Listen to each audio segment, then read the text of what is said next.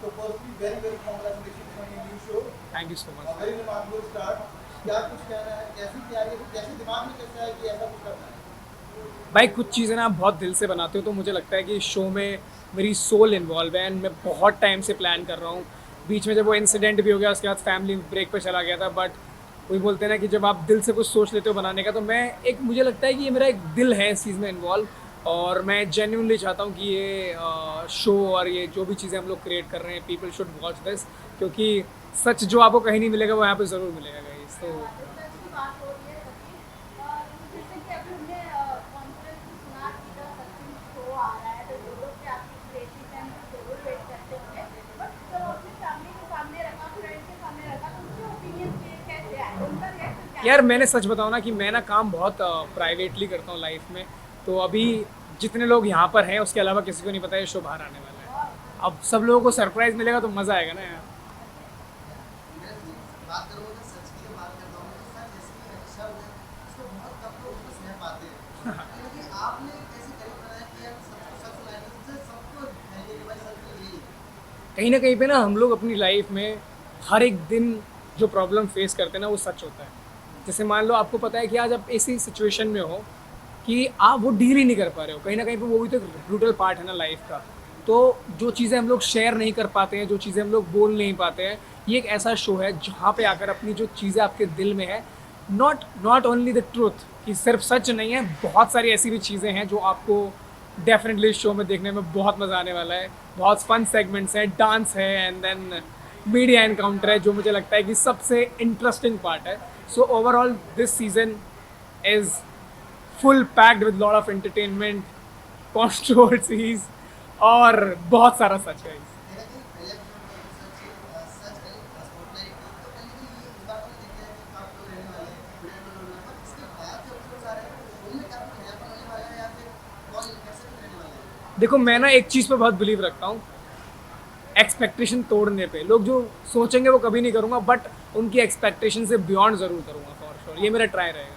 जैसे कि आपने कहा एंटरटेनमेंट है शो, यस। तो क्या जैसे कि हम अगर सचिन की बात करें तो बचपन से आप लोग ग्राफ देखते आए, गीता मैम के साथ प्लस किया, आपके वो शायरी देखे, उसका आपकी एक्ट भी इस शो में नजर आने वाला है, क्योंकि हमने जब स्पेस मिला के लास्ट एपिसोड देखा तो आपका एंड छोटा सा सेम आया, फाइनली मेरी बेटी जीत गई, तो क्या बेटी एंड वाली? नहीं गाइज, आई थिंक मैंने ना एक चीज़ पे बहुत बिलीव किया लाइफ में, you should never say never, because life आपको किस टाइम पे कहाँ पहुँचा देती है।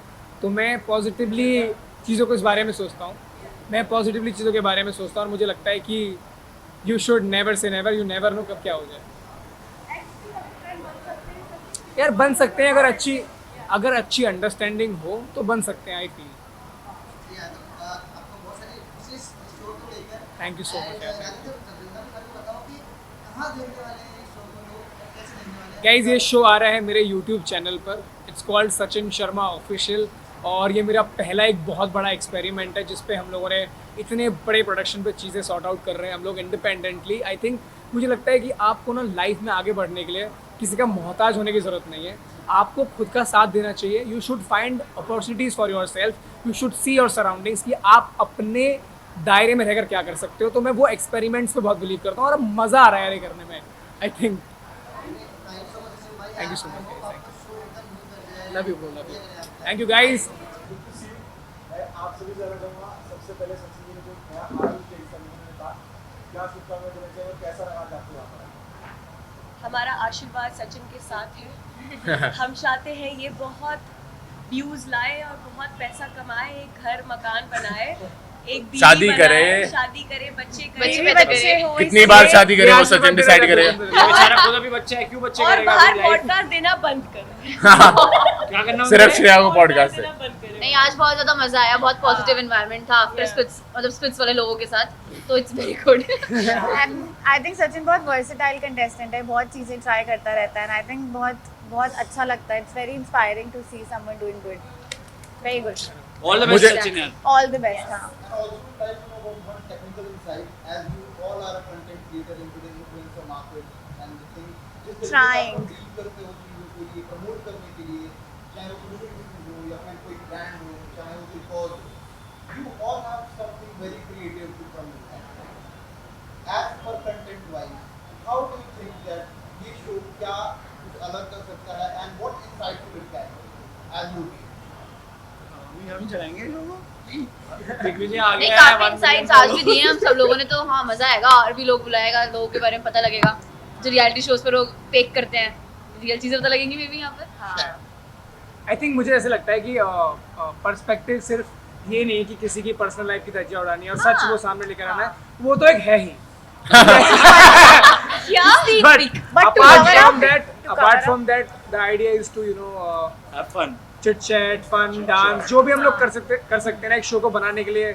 शुगर भी है, सॉल्ट भी है, तीखा भी है, शॉर्ट्स टमाटर भी भी हैं, है, कड़वे शॉर्ट्स, मेरा तो बहुत कड़वा था। तो बस वही है। मतलब वर्सेटाइल है, जैसे कि सचिन वर्सेटाइल है वैसे ही मेरे को लगा है जो आज हमने शूट किया है बहुत ही वर्सेटाइल है। मतलब हंसी मजाक, इमोशंस भी, हाँ, किसी के serious पर्सनल conversations। चीजें, मतलब हर एक से उस चीज के बारे में बात हुई है कि जो वो अपनी डिफिकल्टीज फेस करी है तो लोगों को बहुत सीखने को भी मिलेगा, मजा भी आएगा। मतलब ऑल इन वन शो लग रहा है मुझे तो। क्रिंज टिकटॉक्स भी प्ले कर दिए इसने, मैं वही बोली थी, क्रिंज टिकटॉक्स भी प्ले करवाए हैं इसने। तो आई थिंक इसने बहुत ही उसी की वर्सेटैलिटी videos अच्छी click खासी करवा दी। मेंटेन करके रखी है सेगमेंट में, which is good. Thank you sugar. Guys Sachin biased भी है बाय द वे। तेरा शो अभी से बायस्ड हो गया है। किसके लिए? किसके लिए? सचिन बायस्ड है। किसके लिए? जिसके ज्यादा फॉलोअर्स हैं। इसके लिए बायस क्यों होगा भाई? मैं मुझे तो लगता है कि मेरा सबसे ज्यादा झगड़ा इसके साथ होता है यार।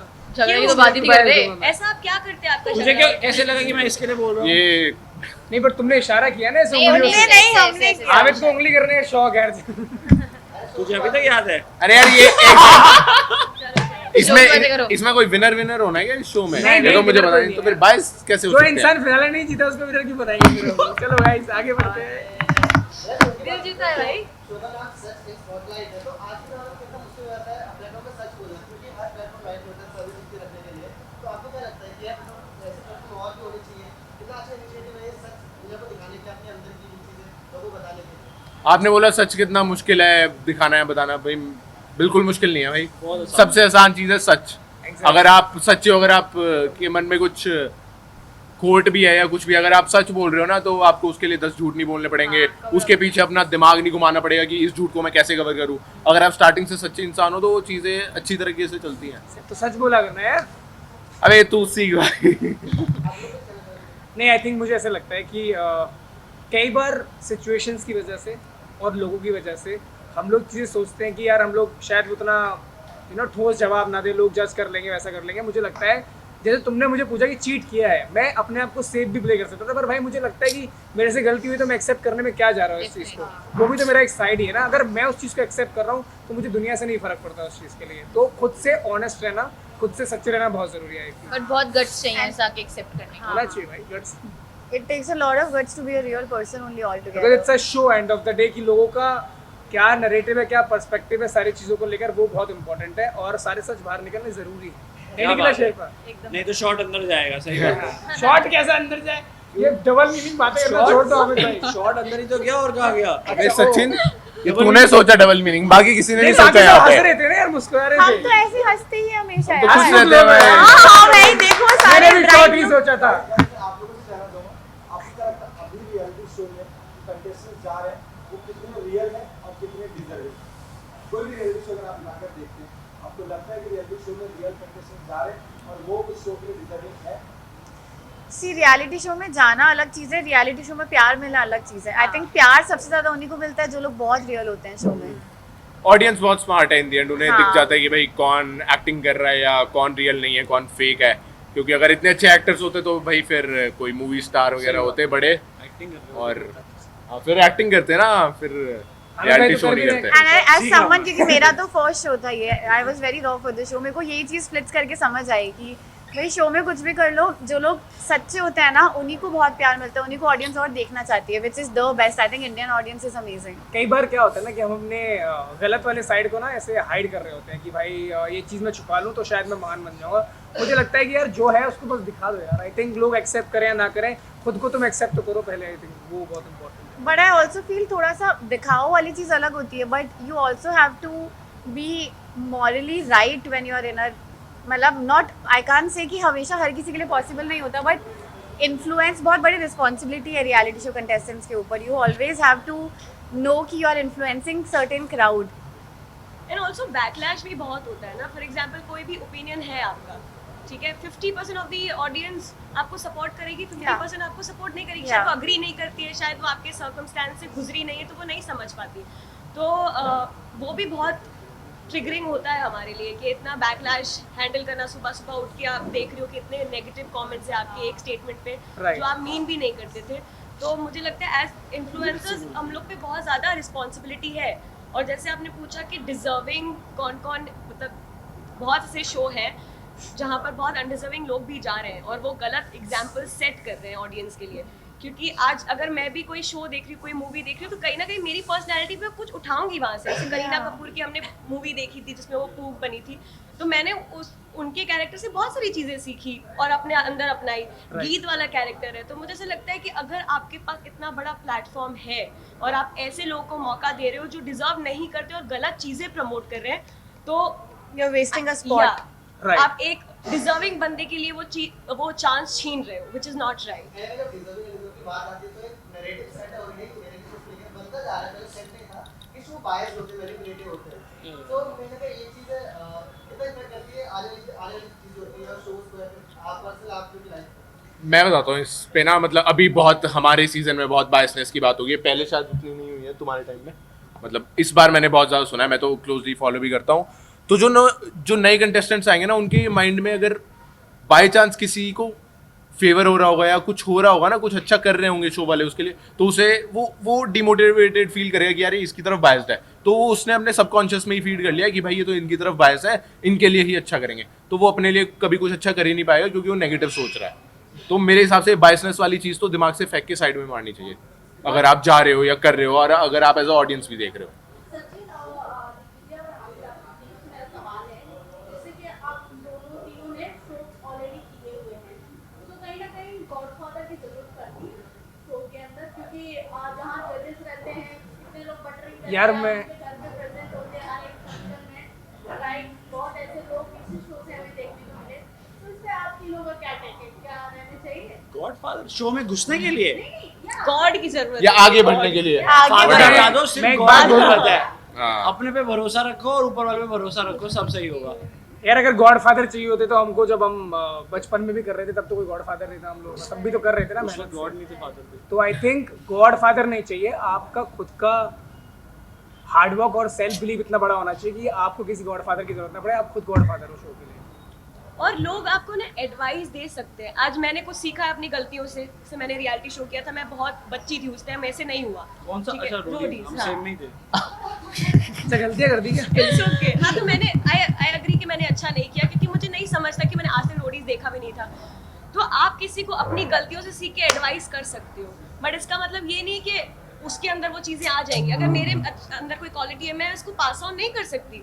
अगर वो उसमें ऑलरेडी है तो वो समझदारी से खुद कर सकता है, बट मैं किसी को बदल नहीं सकती या मैं किसी को कहीं पहुंचा नहीं सकती. मेरे में इतना नहीं है. मैं आपसे भी जानना चाहूँ, अगर बात करूँ ऑडियंस की, कि अगर किसी शो को सक्सेस बनाना है, आपकी सक्सेस तो आपकी ऑडियंस आपके साथ होना चाहिए. अगर आपको आपके मन में नहीं फॉलो, आपकी अगर हम गाने से नाराज होना, आपका बहुत अच्छा, आप अलग अलग प्लेटफॉर्म जो प्रेजेंट है, ऑडियंस बहुत साथ आपकी आपका ऑडियंस जो बेसिकली बहुत अवेयर है. क्या हो चुकी है? Aware of course. वो चीज़ें समझते हैं, उसको सही जगह पर लेके जाती है. न्याय देती है, फिर गलत है तो गलत है. आपको क्या लगता है? आपके भी फैन पेजेस है, न्यूज़ पेजेस, सब कुछ है. क्या लगता है ऑडियंस आपकी रेटिंग कितनी अवेयर हो चुकी है? 1000% अवेयर है वो. कई बार मुझे लगता है हमसे ज़्यादा भी अवेयर हैं. जो पॉसिबिलिटी हम सोच नहीं पाते हैं, वैसी पॉसिबिलिटी की वो रील बना के डालते हैं, कमेंट करते हैं, चाहे वो अच्छे वे में भी होगा, नेगेटिव वे में भी होगा. तो ऑडियंस इज वेरी स्मार्ट आज के टाइम में. एंड मुझे ऐसे लगता है कि जैसे हमारे इमोशंस क्लियर होते हैं ना शो पे, कि मान लो आप कोई मूव ले रहे हो और आपको पता है कि इसके रेपुटेशन क्या होंगे. जब आप बाहर देखते हो ना कि लोगों ने, जैसे फॉर एन एग्जांपल जब मैं निकला शो से, तो मुझे बहुत लोगों ने बहुत सारी चीज़ें बोली, बहुत पॉजिटिवली भी रिस्पॉन्स आया, बहुत अलग अलग तरीके के नैरेटिव मेरे सामने आए. ठीक है, बट मुझे ऐसे लगता है कहीं ना कहीं पे ना हम लोगों से ज़्यादा जनता इन्वॉल्व होती है, क्योंकि जो चीज़ें हम लोगों को नहीं भी पता होती हैं वो चीज़ें वो लोग फ्रेम करके भेज रहे होते हैं कि भाई ये देखो फोटोज़, ये 2008 का था, ये 2016 का है, ये 15 का है, इस टाइम पे तुमने ये बकचोदी करी थी, इस टाइम पे तुमने ये करा था, वो सब भेज देते हैं. तो जनता इतनी अवेयर होती है. ये तो बहुत कुछ कहना चाहेंगी. आई थिंक अभी जो ऑडियंस है वो बहुत वोक हो चुकी है. जो गलतियां पहले रियलिटी शो में हो चुकी थी, जैसे बॉडी शेमिंग या रेसिज्म कमेंट्स करना, वो बहुत कैजुअली लिया जाता था. बट अभी की ऑडियंस ये है कि यार ये चीज़ सही नहीं है तो आप मत बोलो, तो उसके लिए आवाज़ उठाती है ऑडियंस, और उन लोगों को सपोर्ट करती है जिन्होंने कुछ नहीं बोला और उनको हर चीज़ में वो कुछ ना कुछ कमेंट करती है। तो आई थिंक जितना हम लोग अब थोड़ा अगर सोच समझ के बोलेंगे तो वो बहुत अच्छा है, क्योंकि हमें नहीं पता यार किसको कम हम कहाँ ट्रिगर कर दे रहे हैं, क्योंकि इतना ऑलरेडी लाइफ में होता है ना, आपको नहीं पता आप किसी को कुछ भी बोल दो वो क्या स्टेप उठा ले या उस पर वो क्या बीत रही है। हम लोग तो ऐसे नॉर्मली बोल देंगे यार ठीक है मोटा है ये या मोटी है, बट उस वो बंदे पे क्या बीत रही है आपको नहीं पता होता। वो शायद स्ट्रगल कर रहा है, वो नहीं लूज कर पा रहा है वेट, तो यू नेवर सॉरी मेरा टेक इस पे बहुत डिफरेंट है कि भाई अगर कोई मोटा है और उसे सुनने में प्रॉब्लम है कि भाई उसको कोई मोटा कह रहा है तो भाई पतला हो जा, वरना सुन के खुश रहे भाई। नहीं ऐसा नहीं होता, वो चेंज हो सकता है अगर कोई डिजीज की वजह से चेंज है। शी मींस वही ना कि नहीं, कोई नहीं, डिजीज की नहीं, वजह से अगर मोटा है obese तो- हो। नहीं डिजीज की मोटा है तो है भाई, इसमें क्या है? नहीं, बट अगर कोई डिजीज है वो अगर नहीं प्रॉब्लम है तो भाई खत्म कर पतला हो जा भाई। बट वो बॉडी शेमिंग कमेंट है ना, आपको क्यों करना है? शायद वो अपने बॉडी वेट से खुश है, मतलब शायद खुश है तो उसको बुरा ही नहीं लगेगा उस चीज का। बट ट्रिगर होते हैं बहुत लोग, आपको नहीं पता तो किस फिर चीज़ पतले हो से जाओ, होता है। मेहनत करो। तो बोलना ही क्यों है किसी को मोटा? क्योंकि वो है। उन्नति तुझे कब बोला मोटा? तू अपना बता। मजाक में बोलता रहता हूँ भाई, मैं मजाक एक सेकंड, मैं इसको मजाक में बोल भाई, देता हूँ, मैं ना इसको बुरा नहीं लगता, वो चिल है। बट चिल है वो भाई, तुम्हारा मैं इतना नहीं कनेक्शन है ना। आज मैं अपने फ्रेंड को जो मुझे अंडरस्टैंड करता है कि मैं नहीं मीन करती हूँ, मैं कुछ भी बोल दूंगी, बट मैं किसी अनजान इंसान को नहीं बोल सकती कि भाई तू मोटा है तू कम कर वेट। शायद वो क्या पता जिम जाता हो, इससे वो होना बेचारा नहीं पतला ही ना हो पा रहा हाँ हो। तो और मोटिवेशन तो उसको करना चाहिए यार। यार श्रेया भाई, की जो श्रेया का point is दिग्विजय की बात से आप कितने लोग सहमत हैं आप? मैं नहीं हूँ सहमत। मत तो भाई कोई यार मत देखो हो। बॉडी शेमिंग किसी को नहीं करना चाहिए, this is what I feel. But एक देखो हाइट के बारे में बोले तो गलत है।